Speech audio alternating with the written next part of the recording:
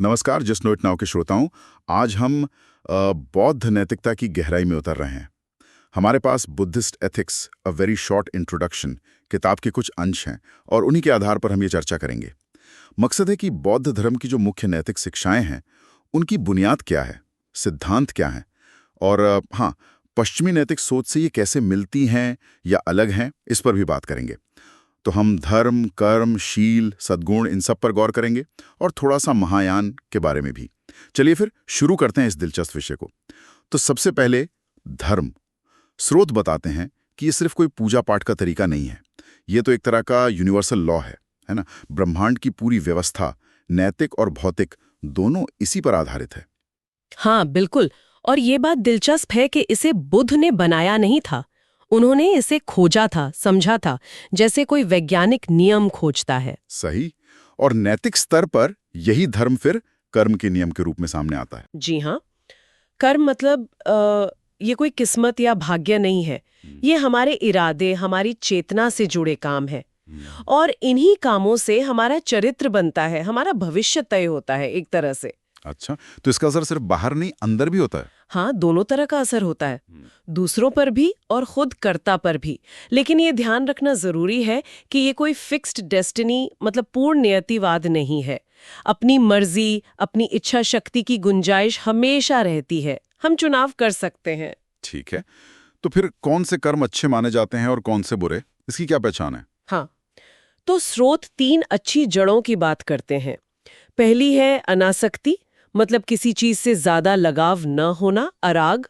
दूसरी है परोपकार या मैत्री, अद्वेष। और तीसरी है समझ, सही समझ, अमोह। और बुरी जड़ें इनकी ठीक विपरीत होंगी? बिल्कुल।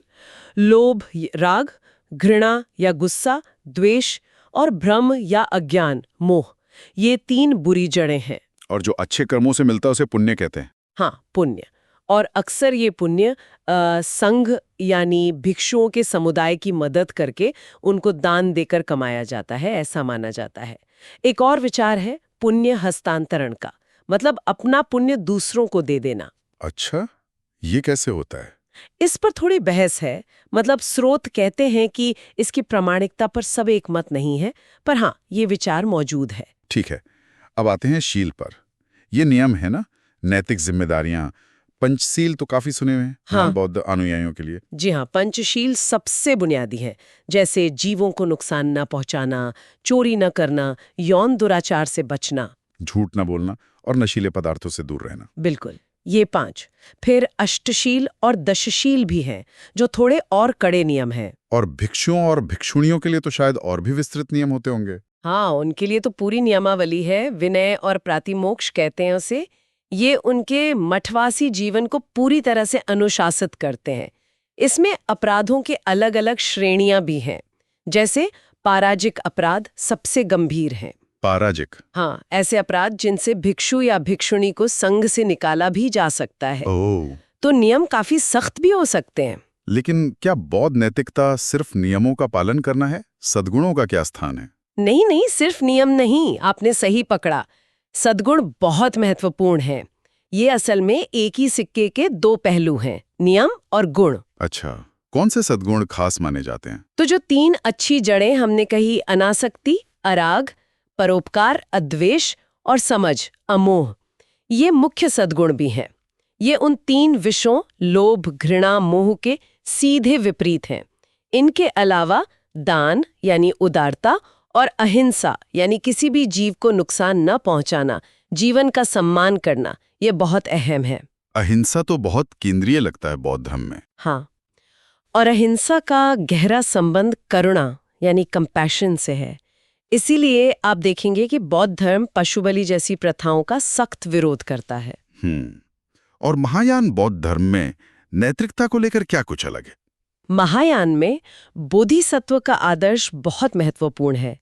बोधिसत्व वो है जो खुद निर्वाण पा सकता है, लेकिन दूसरों की मदद करने के लिए, उन्हें मुक्ति दिलाने के लिए संसार में रहता है। तो वहां करुणा पर जोर और भी ज्यादा है? हाँ, करुणा और प्रज्ञा यानी गहरी विवेकपूर्ण समझ, इन पर बहुत जोर है। वहां षट पारमिताओं यानी 6 पूर्णताओं की बात होती है: दान, शील, शांति, धैर्य, वीर्य, उत्साह, ध्यान और प्रज्ञा। और वो उपाय कौशल क्या है, उसका जिक्र भी आता है। हाँ, उपाय कौशल यानी कुशल साधन, ये एक बहुत दिलचस्प कॉन्सेप्ट है। इसका मतलब है कि शिक्षाओं को या नियमों को स्थिति के अनुसार ढालना, लोगों की जरूरत के हिसाब से समझाना। तो क्या इसका मतलब है कि नियमों को तोड़ा भी जा सकता है करुणा के नाम पर?